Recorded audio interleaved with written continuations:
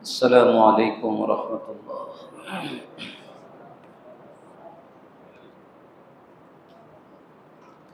نحمده ونستعينه ونستغفره ونؤمن به ونتوكل عليه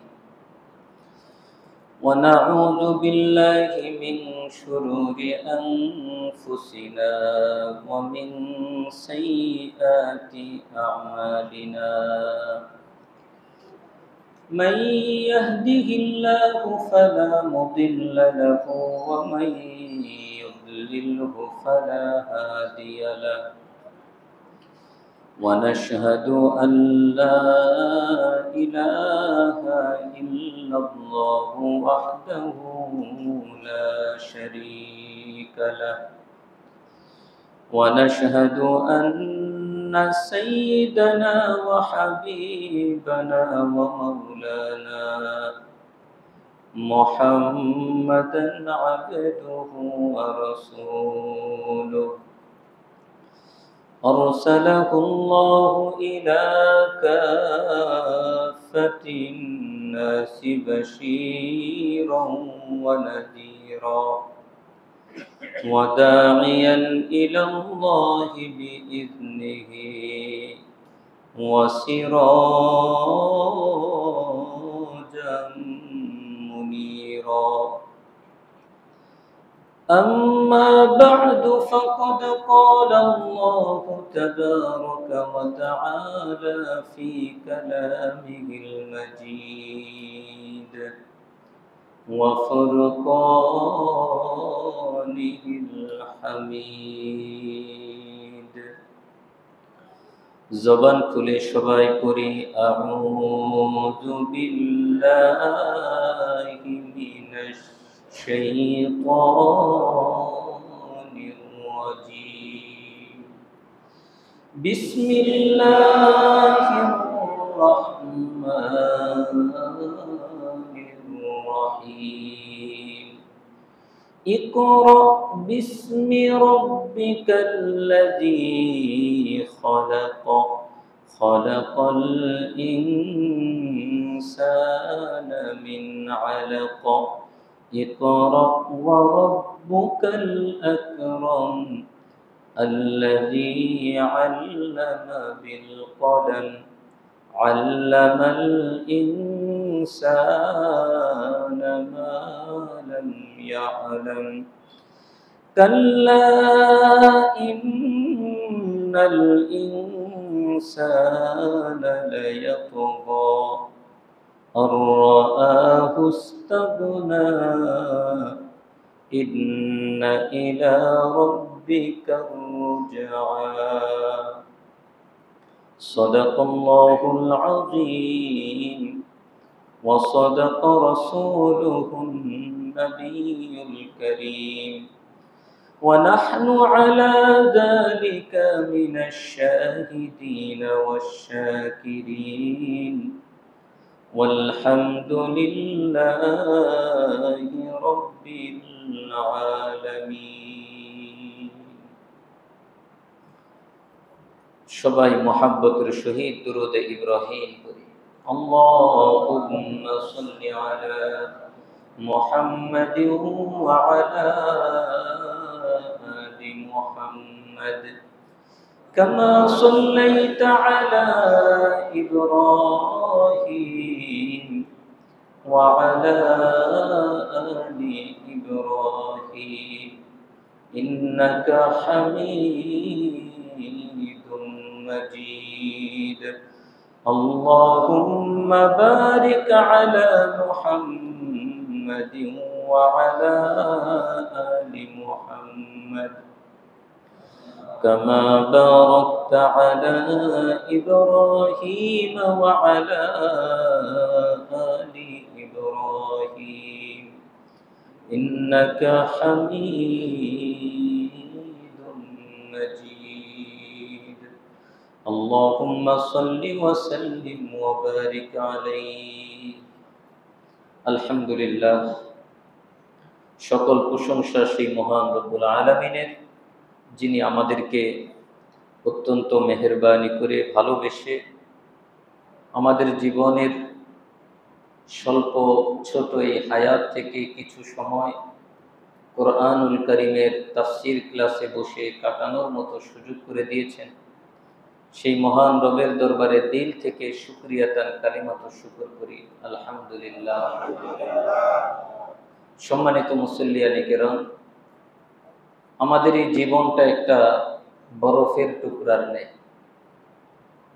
গত ক্লাস আমরা বসেছিলাম, এই ক্লাস পর্যন্ত আমাদের জীবন থেকে একটা সপ্তাহ মাইনাস হয়ে গেছে। আমরা এক সপ্তাহ ছোট হয়ে গেছি।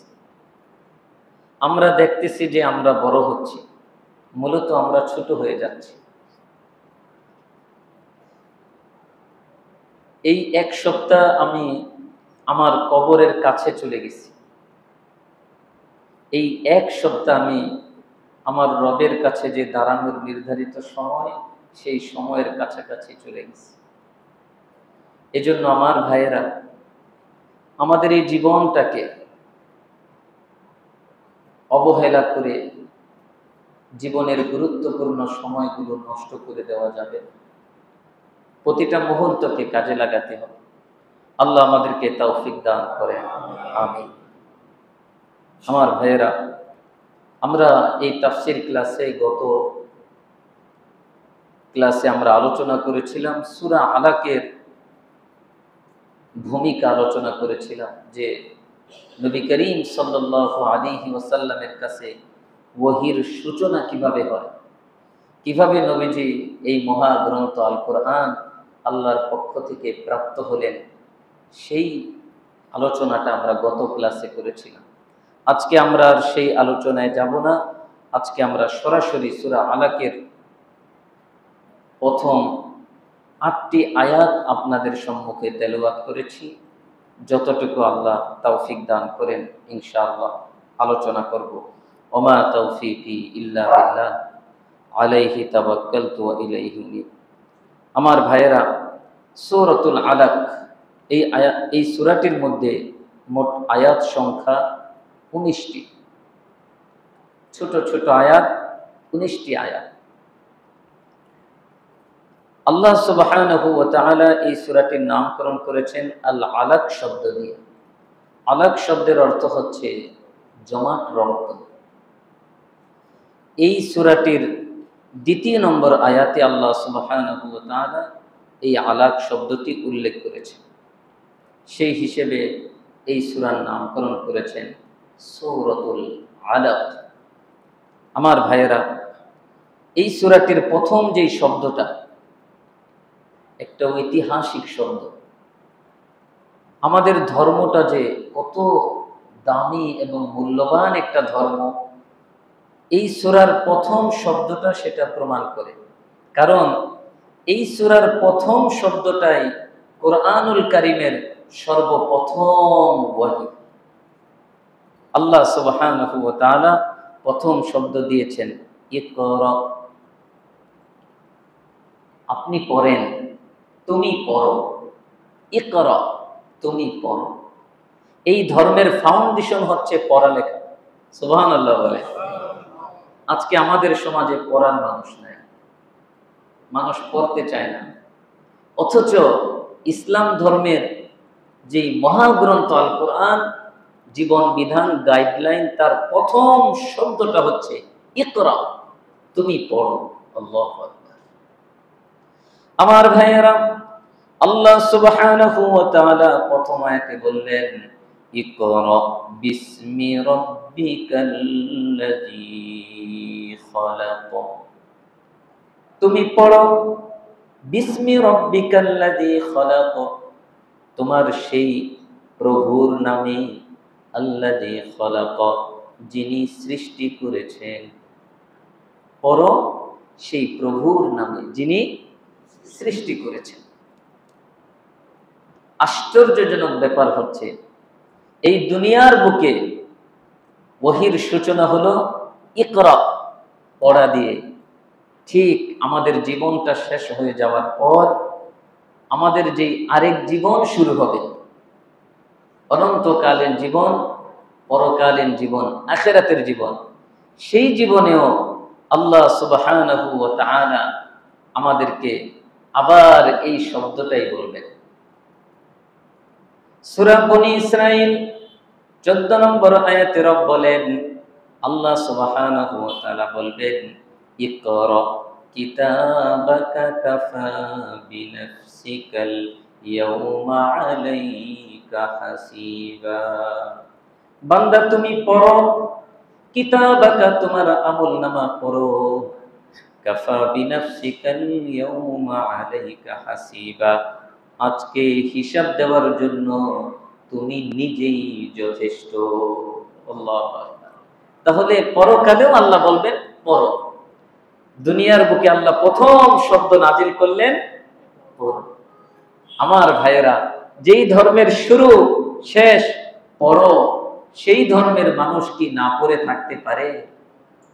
আজকে আমাদের অবস্থা হচ্ছে, আমরা কোরআনটাকে খুব সুন্দর করে হেফাজত করি, এটা আলহামদুলিল্লাহ প্রশংসনীয়, কিন্তু এই হেফাজত করার অর্থ এই নয় যে এটাকে আমরা গিলাফ লাগিয়ে একেবারে রেখে দিব আর খুলবো না।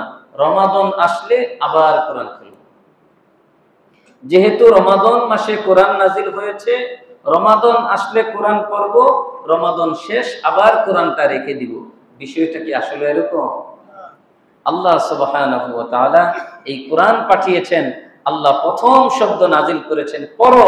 বান্দা, তোমার জীবনের বাঁকে বাঁকে, জীবনের প্রতিটা মুহূর্তে তুমি যদি সফল হতে চাও, কোরআন পড়া ছাড়া বিকল্প কোনো পথ তোমার জন্য খোলা নেই।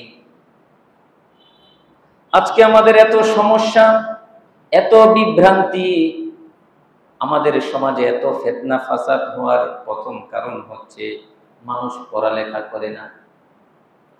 অল্প একটু জানার পরে সে ধর্ম নিয়ে বিভিন্ন মন্তব্য করা শুরু করে, আর সেগুলো বিভিন্ন মিডিয়ায় ভাইরাল হয়ে যায়। তখন সমাজের মাঝে ফিতনা ফাসাদ শুরু হয়ে যায়। সুতরাং আমার ভাইয়েরা, পড়তে হবে, কোরআন পড়তে হবে।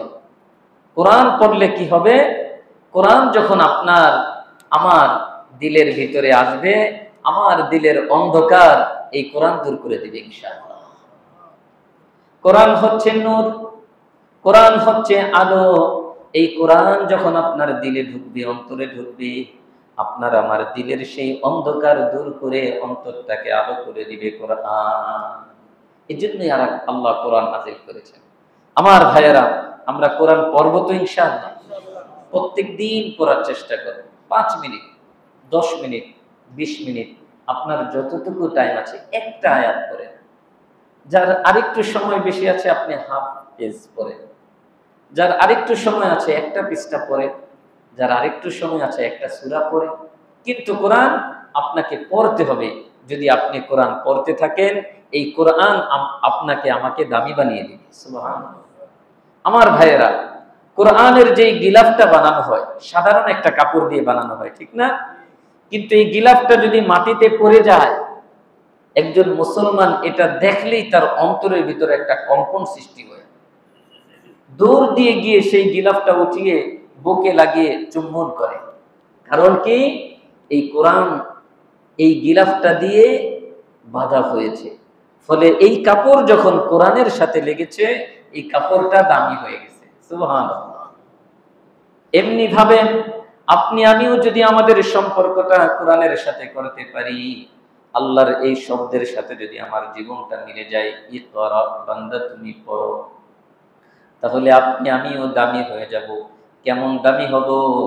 আল্লাহর নবী, বিশ্ব নবী মুহাম্মদুর রাসূলুল্লাহ সাল্লাল্লাহু আলাইহি ওয়াসাল্লাম বলেন, আহলুল কোরআনি আহলুল্লাহ, কোরআন ওয়ালারা আল্লাহর পরিবারভুক্ত। সুবহানাল্লাহ। সুতরাং কোরআনের সাথে আমরা সবাই ভালো সম্পর্ক করব। আল্লাহ আমাদেরকে তৌফিক দান করেন। ইকরা বিসমি রাব্বিকাল্লাযী খালাক। রব প্রথম আয়াতে বললেন তুমি পড়ো তোমার প্রভুর নামে। ওই প্রভুর নামে পড়ো যিনি সৃষ্টি করেছেন। এখন আপনি প্রশ্ন করতে পারেন, কি সৃষ্টি করেছেন? আল্লাহ দ্বিতীয় আয়াতে বলতেছেন খলাকাল ইনসানা মিন আলাক, যিনি সৃষ্টি করেছেন মানুষ জমাট রক্ত থেকে। মানুষ সৃষ্টি করেছেন। আমার ভাইয়েরা, আমি একদিন ছিলাম না, এখন আছি, সামনে থাকবো না, এটাই বাস্তব। আমার রব ছিলেন, এখনো আছেন, সামনে থাকবেন। আমি ছিলাম না, এখন আছি, সামনে থাকবো না, এজন্যই আমি সৃষ্টি। আর আমার রব ছিলেন, এখনো আছেন, সামনেও থাকবেন, এজন্যই তিনি আমার স্রষ্টা। তিনি চিরঞ্জীব। আল্লাহ সুবহানাহু ওয়া তাআলা বলেন খলাকাল ইনসানা মিন আলাক, যিনি মানুষ সৃষ্টি করেছেন জমাট রক্ত থেকে। এই কথাটার ব্যাখ্যা, এই আয়াতটার ব্যাখ্যা আল্লাহ সুবহানাহু ওয়া তাআলা আরেকটি আয়াতে খুব সুন্দর করে দিয়েছেন। সূরা হজের মধ্যে, সূরা হজের ৫ নম্বর আয়াতে রব বলেন فَإِنَّا خَلَقْنَاكُم مِّن تُرَابٍ ثُمَّ مِن نُّطْفَةٍ ثُمَّ مِنْ عَلَقَةٍ। এখানে আছে খলাকাল ইনসানা মিন আলাক, সেখানে আছে আলাক। একই শব্দ, একটা মুযাক্কার আর একটা মুয়ান্নাস। এখানে পুরুষলিঙ্গ, সেখানে স্ত্রীলিঙ্গ শব্দ ব্যবহার করা হয়েছে, কিন্তু অর্থ এক, জমাট রক্ত থেকে। আমার ভাইয়েরা, আল্লাহ বললেন সূরা হজের ৫ নম্বর আয়াতে ফাইন্না খলাকনাকুম মিন তুরাব, আমার বান্দারা, আমি তোমাদেরকে সৃষ্টি করেছি মাটি থেকে, সুম্মা মিন নুতফা, অতঃপর সৃষ্টি করেছি শুক্রবিন্দু থেকে, সুম্মা মিন আলাকা, তারপরে সৃষ্টি করেছি জমাট রক্ত থেকে। এখানে আল্লাহ ডাইরেক্ট বললেন জমাট রক্ত থেকে, আর এটার ব্যাখ্যা সূরা হজের ৫ নম্বর আয়াত দিয়ে আল্লাহ করলেন। আল কুরআনু ইউফাসসিরু বা'দুহু বা'দান, কোরআনের এক অংশ আরেক অংশের ব্যাখ্যা করে। এই আয়াতের ব্যাখ্যা আল্লাহ সুবহানাহু ওয়া তাআলা এই আয়াত দিয়ে কি সুন্দর করলেন, যে আমি তোমাদেরকে সৃষ্টি করেছি মাটি থেকে। এখন বলবেন হুজুর, আমিও কি মাটি থেকে সৃষ্টি? আমিও মাটি থেকেই সৃষ্টি, তবে ডাইরেক্ট মাটি থেকে সৃষ্টি আমার বাবা হযরত আদম আলাইহিস সালাম। আমিও মাটি থেকে সৃষ্টি। কিভাবে মাটি থেকে সৃষ্টি? আমার বাবা মাটি থেকে উৎপন্ন, মাটি থেকে সৃষ্ট, বিভিন্ন খাবার খেয়েছেন, সেখান থেকে আমার বাবার পিঠে নুতফা হয়েছে, শুক্রবিন্দু হয়েছে, আর সেই শুক্রবিন্দু থেকে আমাকে আল্লাহ সুবহানাহু ওয়া তাআলা সৃষ্টি করেছেন। তাহলে ডাইরেক্ট আমি মাটি থেকে না হলেও আমার সৃষ্টি কিসের থেকে? মাটি থেকে। আমার ভাইয়েরা, এজন্য আল্লাহ বললেন তোমাদেরকে আমি আল্লাহ সৃষ্টি করেছি মাটি থেকে, সুম্মা মিন নুতফা, অতঃপর শুক্রবিন্দু থেকে, সুম্মা মিন আলাকা, এই শুক্রবিন্দুটা যখন মায়ের গর্ভে যায়, জরায়ুতে যায়, তখন এটা জমাট রক্তে পরিণত হয়। এজন্য আল্লাহ ডাইরেক্ট বলছেন জমাট রক্ত থেকে, কিন্তু এটার আরো দুইটা ধাপ আছে তার আগে, মাটি এবং নুতফা, শুক্রবিন্দু। আমার ভাইয়েরা, জমাট রক্ত থেকে কি হয়? আল্লাহ বললেন সুম্মা মিন মুদগাহ, তারপরে জমাট রক্ত থেকে হয় গোশতের টুকরা, মুখাল্লাকাতিন ওয়া গায়রি মুখাল্লাকা, অতঃপর এই গোশতের টুকরাকে আকৃতি দেওয়া হয় অথবা দেওয়া হয় না। অনেক বাচ্চা পূর্ণ হওয়ার আগেই পড়ে যায়। আল্লাহ সুবহানাহু ওয়া তাআলা এটা বুঝালেন। আবার আলহামদুলিল্লাহ, আমরা যারা দুনিয়াতে আসছি, আল্লাহ আমাদেরকে পরিপূর্ণ মার গর্ভে যতদিন থাকার আল্লাহ রেখেছেন, রাখার পরে পরিপূর্ণ করে দুনিয়াতে পাঠিয়েছেন। অনেক বাচ্চা পরিপূর্ণ হওয়ার আগেই শেষ হয়ে যায়। এটাই আল্লাহ বলেছেন মুখাল্লাকাতিন ওয়া গায়রি মুখাল্লাকা, কোনটার আকৃতি দেওয়া হয়, কোনটার আকৃতি দেওয়া হয় না। লিনুবাইয়িনা লাকুম, আল্লাহ বলতেছেন আমি এটা কেন করলাম? আমি তোমাদের কাছে যাতে সুস্পষ্ট করতে পারি বিষয়টা। ওয়ানুকিররু ফিল আরহামি মা নাশাউ ইলা আজালিন মুসাম্মা, তারপরে আমি তোমাদেরকে তোমাদের মায়ের গর্ভে নির্দিষ্ট একটা টাইম আমি তোমাদেরকে রেখে দেই। সুম্মা নুখরিজুকুম তিফলান, অতঃপর একটা সময় তোমাদেরকে বাচ্চা রূপে আমি বের করি। সুবহানাল্লাহ বলেন। আল্লাহ, আপনার রব আপনার সৃষ্টি কিভাবে হয়েছে সেটা আপনাকে বলছেন। সুম্মা লিতাবলুগু আশুদ্দাকুম, অতঃপর যাতে করে তোমরা তোমাদের যৌবন পর্যন্ত পৌঁছতে পারো সেই ব্যবস্থা রব করে দেন। এই শিশুটা যে হাঁটতে পারে না, বসতে পারে না, খেতে পারে না, কথা বলতে পারে না, আল্লাহ সুবহানাহু ওয়া তাআলা আস্তে আস্তে তাকে সব কিছুর ক্ষমতা দান করেন। তারপরে বার্ধক্যে চলে যাই আমরা। বার্ধক্যে যাওয়ার পরে কি করেন আল্লাহ দেখেন, ওয়ামিনকুম মাইয়ুতাওয়াফা ওয়ামিনকুম মাইয়ুরাদ্দু ইলা আরযালিল উমর, অতঃপর তোমাদের মধ্য হতে কেউ মৃত্যুবরণ করে বার্ধক্যের আগেই। অনেক মানুষ যৌবনকালে মারা যায় না, আমরা সেটাকে কি বলি? অকাল মৃত্যু বলি, কি বলি না? অকাল মৃত্যু বলতে কিছু নাই, এটা একটা কুফরি বাক্য। কারণ আল্লাহ সুবহানাহু ওয়া তাআলা যাকে যতটুকু হায়াত দিয়েছেন তিনি ততটুকুই হায়াত পাবেন। এটাই তার পরিপূর্ণ হায়াত, এটাই তার পরিপূর্ণ কাল, এটাই তার পরিপূর্ণ সময়। সুতরাং আমার ভাইয়েরা, আমাদের সমাজে যেই রেওয়াজ চালু আছে অকাল মৃত্যু, এটা আমরা বলবো না। কেউ লিখলে আমরা তাকে বুঝিয়ে বলবো যে ভাই এটা লেখা ঠিক না। অনেক মসজিদের সামনে মসজিদের সভাপতি মারা গেছেন তো লিখে দিছে অকাল মৃত্যু। মসজিদের সভাপতি ইন্তেকাল করেছেন, যেহেতু খুব বার্ধক্যে যাওয়ার আগেই ইন্তেকাল করেছেন, এজন্য লেখা আছে অকাল মৃত্যু মসজিদের দেয়ালে, মসজিদের সভাপতি। তার মানে আমাদের সমাজে ইসলামের মৌলিক জ্ঞানের কতটা অভাব। এজন্য আমার ভাইয়েরা খেয়াল রাখবো, অকাল মৃত্যু বলতে কিছু নেই। আল্লাহ বলছেন ওয়ামিনকুম মাইয়ুতাওয়াফা ওয়ামিনকুম মাইয়ুরাদ্দু ইলা আরযালিল উমর, তোমাদের মধ্য হতে কাউকে মৃত্যু দেওয়া হয়, আবার কাউকে একেবারে বার্ধক্য পর্যন্ত পৌঁছে দেওয়া হয়। ইলা আরযালিল উমর, এমন বয়স পর্যন্ত পৌঁছে দেওয়া হয়, লিকাইলা ইয়ালামা বা'দা ইলমিন শাইআ, যেই বয়সে পৌঁছার পর জানার পরেও বোঝার পরেও আবার ভুলে যায়। খুব বার্ধক্যে যখন মানুষ পৌঁছে যায়, আপনি দেখবেন খাবার খেয়ে বলে যে আমি খাই নাই। বাড়ির সবাই তাকে টাইম মতো খাবার দিয়েছে, কিন্তু অভিযোগ করে বেড়ায় আমাকে খাবার দেয় না ঠিক মতো। তিনি খাবার খাওয়ার পরে আবার বলে যে আমি খাবার খাই নাই। আমার ভাইয়েরা, এটা আল্লাহ সুবহানাহু ওয়া তাআলা কোরআনেই বলেছেন যে এরকম একটা অবস্থা মানুষের সৃষ্টি হবে।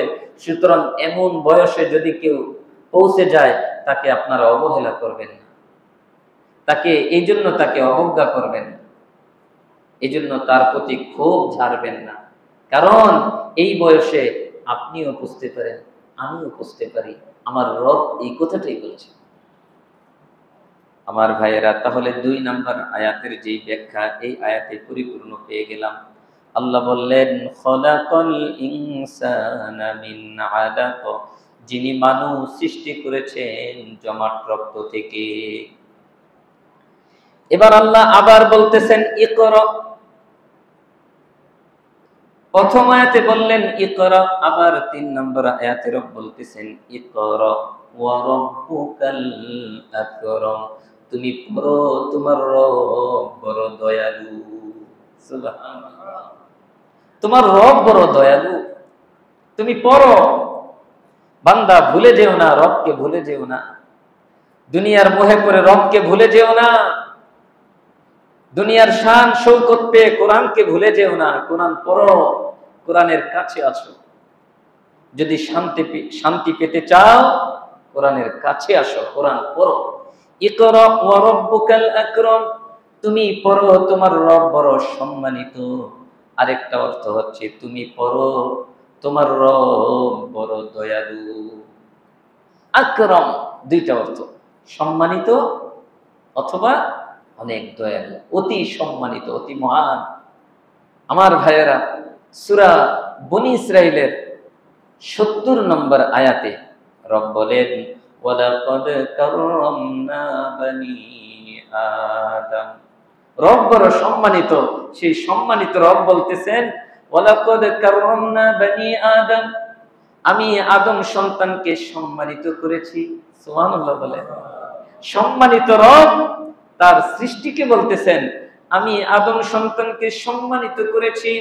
ওয়া হামালনাহুম ফিল বাররি ওয়াল বাহর, এবং জলে স্থলে তাদের চলাচলের জন্য আমি বাহনের ব্যবস্থা করে দিয়েছি। আপনি নদীতে চলবেন, জাহাজ আছে, লঞ্চ আছে, নৌকা আছে। আপনি স্থলে চলবেন, গাড়ি আছে। আপনি শূন্যে চলবেন, বিমান আছে। সুবহানাল্লাহ বলেন। কি সম্মান আল্লাহ আদম সন্তানকে দিয়েছেন, সেটাই আল্লাহ বলতেছেন। ওয়ারাযাকনাহুম মিনাত তাইয়্যিবাত, আর আদম সন্তানকে আমি রিজিক দিয়েছি, পবিত্র রিজিক। সুবহানাল্লাহ, সুবহানাল্লাহ, পবিত্র রিজিক। আমার ভাইয়েরা, একটু খেয়াল করে দেখেন তো, আপনি কলা খান, কলার যে সিল্কা আছে সেটা আপনি ফেলে দেন, সেটা গরু খায়, সেটা গাভী খেয়ে গাভী আপনার জন্য আবার দুধ দেয়। সুবহানাল্লাহ বলে। আপনি কাঁঠালের কোষগুলো খান, আর কাঁঠালের যে সিল্কা আছে যেটা আপনি খান না, সেটা আপনি ফেলে দেন, সেটা একটা গাভী খায়, গাভী সেই কাঁঠালের আপনার ফেলে দেওয়া বস্তু খেয়ে সে আপনার জন্য আবার পুষ্টিকর, সবচেয়ে স্বাস্থ্যকর দুধের ব্যবস্থা করতেছে। আল্লাহ বলতেছেন, ওয়ারাযাকনাহুম মিনাত তাইয়্যিবাত, আমি আদম সন্তানকে পবিত্র রিজিক দিয়েছি। কিন্তু দুঃখজনক হলো, এই পবিত্র রিজিকটাকে আদম সন্তান অপবিত্র করে ফেলে। আল্লাহ দিলেন পবিত্র রিজিক, সেই পবিত্র রিজিকটাকে আদম সন্তান অপবিত্র করে ফেলে। কিভাবে করে? যখন সে মিথ্যা বলে উপার্জন করে, তখন এই উপার্জনটা হারাম হয়ে যায়, অপবিত্র হয়ে যায়। যখন আদম সন্তান সুদের সাথে যুক্ত হয়ে যায়, তখন তার এই রিজিকটা, পবিত্র রিজিকটা অপবিত্র হয়ে যায়।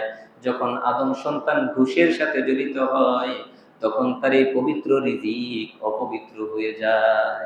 আর আল্লাহর নবী বলেন, লা ইয়াদখুলুল জান্নাতা জাসাদুন বুদিয়া বিল হারাম, ওই শরীর জান্নাতে যাবে না যেই শরীরের মধ্যে হারাম খাবার ঢুকেছে। নাউজুবিল্লাহ। আমার ভাইয়েরা, আল্লাহ দিলেন পবিত্র রিজিক, আমি সেটাকে করে ফেললাম অপবিত্র। ওয়ারাযাকনাহুম মিনাত তাইয়্যিবাত ওয়া ফাদ্দালনাহুম আলা কাসীরিম মিম্মান খালাকনা তাফদীলা, আমি যত সৃষ্টি, আমার যত সৃষ্টি আছে, অধিকাংশ, অনেক সৃষ্টির উপর আমি এই আদম সন্তানকে প্রাধান্য দিয়েছি। একটু আগে যেটা বললাম, আমার ভাইয়েরা, আপনার আমার থাকার ঘরটা কত সুন্দর। আপনি কত সুন্দর ফ্ল্যাটে থাকেন, আপনার মাথার উপরে পাখা আছে, আবার দেয়ালে এয়ার কন্ডিশন লাগানো আছে, এসির বাতাস, এদিক দিয়ে পাখার বাতাস। আপনি খাটে ঘুমান, কি সুন্দর মখমলের বিছানা। আমার ভাইয়েরা, দেখেন তো, আরেকটা প্রাণী, তাকেও তো আল্লাহ সৃষ্টি করেছেন, সে রাস্তায় ঘুমাচ্ছে। একটা কুকুর রাস্তায় ঘুমাচ্ছে, একটা পিঁপড়া গর্তের মধ্যে ঘুমাচ্ছে। আমার ভাইয়েরা, তারপরও তারা আল্লাহ সুবহানাহু ওয়া তাআলার পবিত্রতা ঘোষণা করে। সুবহানাল্লাহ। এই দুনিয়ার বুকে এমন কোন মাখলুক নাই যে তার রবের পবিত্রতা ঘোষণা করে না। সুবহানাল্লাহ। কিন্তু আমরা বুঝি না। আল্লাহ বলেন, ওয়ালাকিন লা তাফকাহুনা তাসবিহাহুম, কিন্তু তোমরা তাদের তাসবিহ পড়া, পবিত্রতা ঘোষণা বুঝো না।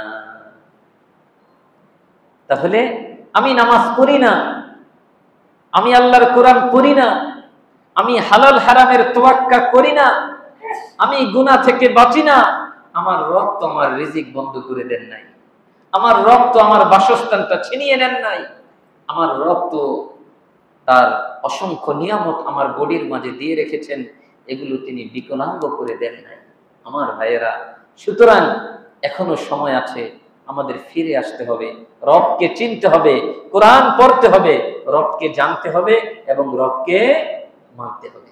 এজন্য আল্লাহ বলছেন, ইকরা ওয়া রাব্বুকাল আকরাম, তুমি পড়ো, তোমার রব বড় দয়ালু, এত গুনাহ করার পরেও তোমার রব তোমার রিজিক ছিনিয়ে নেন না, এত অপরাধ করার পরেও তার ঘর থেকে তোমাকে বের করে দেন নাই, বরং কত মানুষ নামাজ পড়তে এসেছিল, তাদের মধ্যে বেছে বেছে নির্বাচন করে তার কোরআনের ক্লাসে তোমাকে বসায় দিছে। আল্লাহু আকবার। ইকরা ওয়া রাব্বুকাল আকরাম, তুমি পড়ো, তোমার রব বড় দয়ালু। আল্লাহু আকবার। 4 নম্বর আয়াতে রব বলেন, আল্লাযী আল্লামা বিল কলাম, যিনি শিক্ষা দিয়েছেন কলমের মাধ্যমে। সুবহানাল্লাহ বলেন। এখন অনেকেই বলতেছেন, হুজুর একটা বাংলা শব্দ কোরআনে পেয়েছি, বাংলা শব্দ কোরআনে পেয়েছি, কলম। আসলে এটা বাংলা শব্দ না, এটা আরবি শব্দ।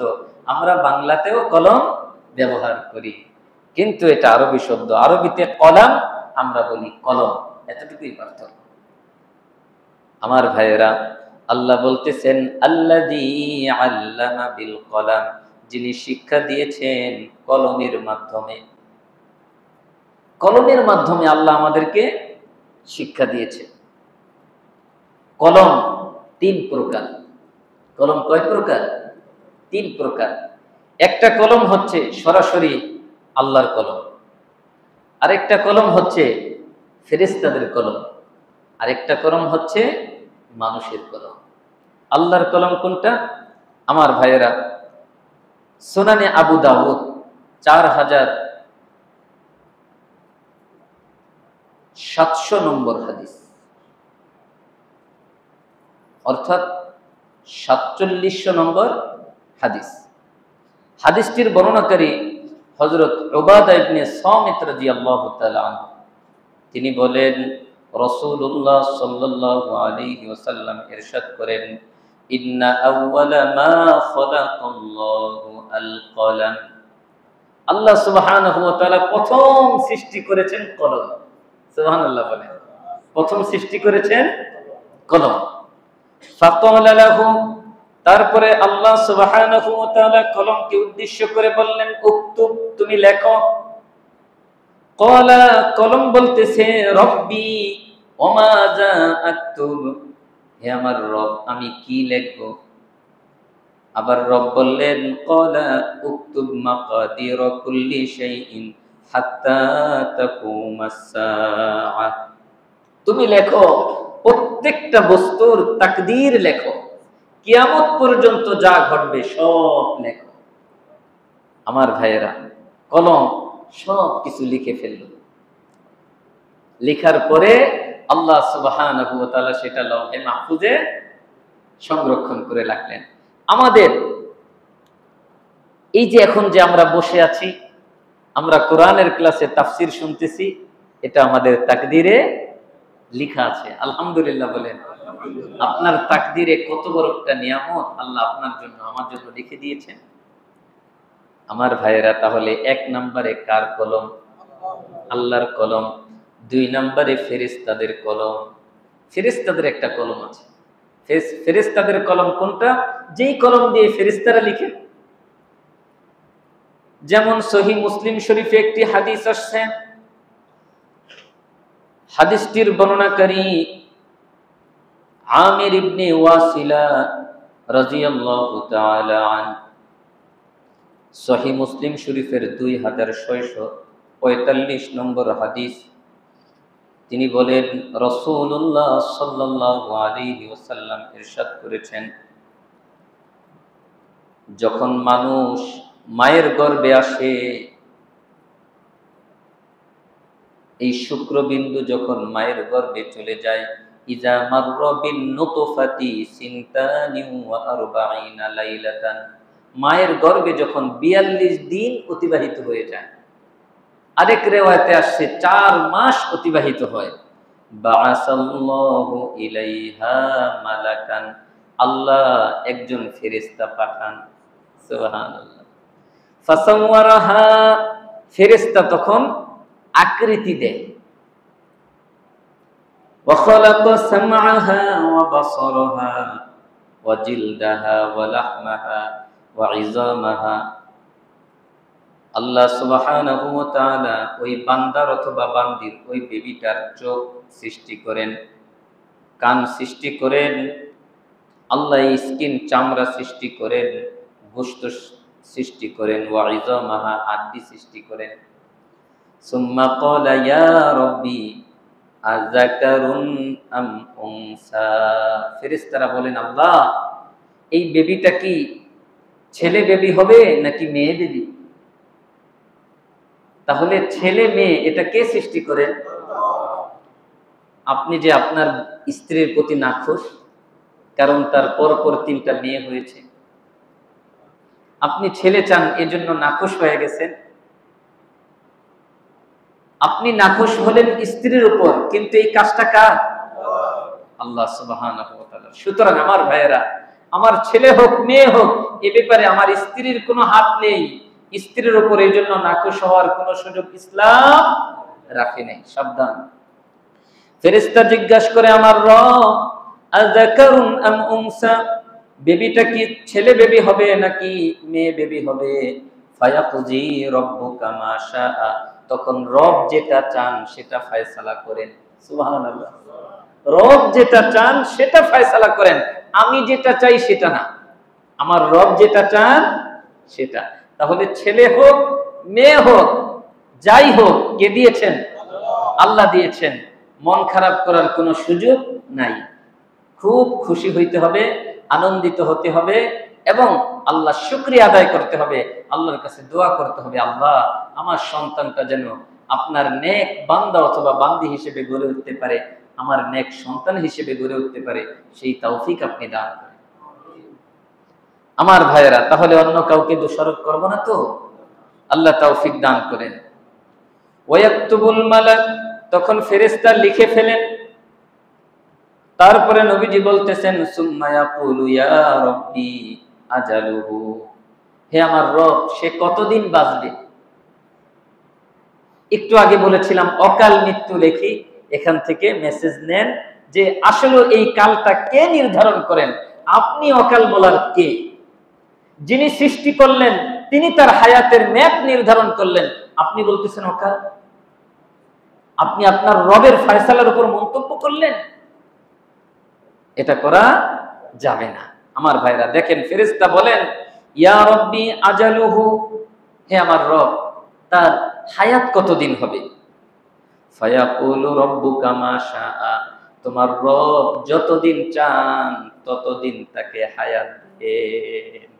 আল্লাহু আকবার। আমি কতদিন বাঁচবো এই হায়াত নির্ধারণ কে করেছেন? আমার রব। সুতরাং আমার নাখুশ হওয়ার কোনো কিছু নেই। ওয়ায়াকতুবুল মালাক, তখন ফেরেশতা লিখে ফেলেন। সুম্মা ইয়াকুলু ইয়া রাব্বি, হে আমার রব রিজকুহু, তার রিজিক কতটুকু হবে? রিজিক যেটা আমি দোষারোপ করি, স্ত্রীকে অনেক সময় বলি তোমাকে বিয়ে করার পর থেকে আমার ব্যবসা শুধু লস আর লস, নাউজুবিল্লাহ বলেন। রিজিকের পরিমাণ নির্ধারণ করেছেন কে? আমি দোষ দিতেছি কাকে? আমার স্ত্রীকে অথবা আমার ভাইকে, তোমার জন্য আমার ব্যবসার এই অবস্থা হয়েছে। না ভাই, আমার রিজিক নির্ধারণ হয়েছে আমার রবের পক্ষ থেকে, যাই হবে আমার রবের পক্ষ থেকে হয়েছে, এটাই হচ্ছে আমার তাকদীর, এটাই আমাকে বিশ্বাস করতে হবে, বিকল্প কোনো পথ নেই। ফায়াকজি রব্বুকা মা শাআ, তোমার রব যতটুকু চান ততটুকু রিজিক তার জন্য নির্ধারণ করে। ফালা ইয়াজিদু আলা মা উমিরা ওয়ালা ইয়ানকুসু, ওই ফেরেশতাকে যতটুকু নির্দেশ দেওয়া হলো ততটুকুই তিনি লিখলেন, এখানে কমও করেন না বেশিও করেন না। সুবহানাল্লাহ। সুতরাং আমার রিজিক নিয়ে টেনশনের কোনো প্রয়োজন নাই। আমি আমার সাধ্যমতো চেষ্টা করব, কিন্তু ভরসা করব কার উপরে? আল্লাহর উপর। আমার ভাইয়েরা, তাহলে আল্লাহ সুবহানাহু ওয়া তাআলা বললেন আল্লাযী আল্লামা বিল কলম, যিনি শিক্ষা দিয়েছেন কলমের মাধ্যমে। 2 নাম্বার কলম পেয়ে গেলাম, ফেরেশতাদের কলম, ফেরেশতারা লিখেন। এবার হচ্ছে মানুষের কলম। এটা খুব সহজ, আপনার আমার পকেটে কলম থাকে, আমরা যখন যা ইচ্ছা আমরা লিখি। এক একটা স্টুডেন্ট, ছাত্র ছাত্রী, তারা লিখে লিখে শিক্ষা গ্রহণ করে, এটা বোঝা সহজ। আমাদের যার ইংরেজি লেখা দরকার তিনি ইংরেজি লেখেন, যার বাংলা তিনি বাংলা লেখেন, যার আরবি লেখা দরকার তিনি আরবি লেখেন। যে যেই ভাষায় কলম দিয়ে লিখে শিক্ষা গ্রহণ করা প্রয়োজন তিনি কলমকে সেই ভাষায় ব্যবহার করে থাকেন। এটাই আল্লাহ বললেন আল্লাযী আল্লামা বিল কলম। 5 নম্বর আয়াতে রব বললেন আল্লামাল ইনসানা মা লাম ইয়ালাম। মানুষকে তিনি শিক্ষা দিয়েছেন যা মানুষ জানতো না। আল্লাহু আকবার। কত নাম, কত প্রাণী, কত খাবার, কত সবজি, কত ফ্রুটস, কত ধরনের মাছ, আপনি আমি নাম এখনো সেগুলো শেষ করতে পারি না, ঠিক কিনা আমার ভাইয়েরা? অনেক কিছু এখনো দেখি নাই। এই সব কিছু, এই যে মানুষ আবিষ্কার করতেছে, ওই গাছের পাতা খেলে এই রোগ ভালো হয়, ওই মেডিসিনটা খেলে জ্বর ভালো হয়, ওই মেডিসিনটা খেলে ক্যান্সার ভালো হয়, ওই মেডিসিনটা খেলে মাথা ব্যথা ভালো হয়, এগুলো মানুষ কোথা থেকে জানলো? কে শিক্ষা দিয়েছেন? আল্লাহ সুবহানাহু ওয়া তাআলা। এটাই আল্লাহ বলতেছেন, বান্দা তোমার অহংকার করার কিছুই নেই, তুমি কিছুই জানতে না, আমি আল্লাহ শিক্ষা দিয়েছি। আল্লাহু আকবার। আল্লামাল ইনসানা মা লাম ইয়ালাম, তিনি মানুষকে শিক্ষা দিয়েছেন যা মানুষ জানতো না। তারপরে আল্লাহ খুব আক্ষেপ করে একটা কথা বলছেন, কাল্লা ইন্নাল ইনসানা লায়াতগা। নিশ্চয়ই মানুষ বড় অবাধ্য, মানুষ বড় অবাধ্য। ইন্নাল ইনসানা, নিশ্চয়ই মানুষ, লায়াতগা, অবশ্যই অবাধ্যতা করে, অর্থাৎ মানুষ বড় অবাধ্য।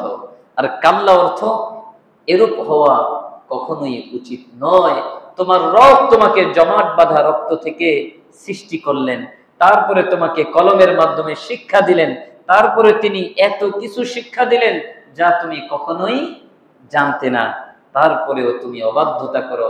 আল্লাহ বড় দুঃখ করে বলতেছেন ইন্নাল ইনসানা লায়াতগা, মানুষ বড় অবাধ্য, মানুষ বড় নাফরমান। আমার ভাইয়েরা, এলেমের ব্যাপারে 2-1টা কথা বলে আমরা আমাদের আলোচনাটা শেষ করে দিব। এলেম, আল্লাহ বললেন মানুষকে আল্লাহ শিক্ষা দিয়েছেন যা মানুষ জানতো না। এই এলেমের মধ্যে 2টা প্রকার। একটা হচ্ছে এমন এলেম যেই এলেম দিয়ে আল্লাহকে পাওয়া যায়, আরেকটা এলেম হচ্ছে এমন এলেম যেই এলেম দিয়ে এই দুনিয়ার বিভিন্ন বস্তু সম্পর্কে জ্ঞান লাভ করা যায়।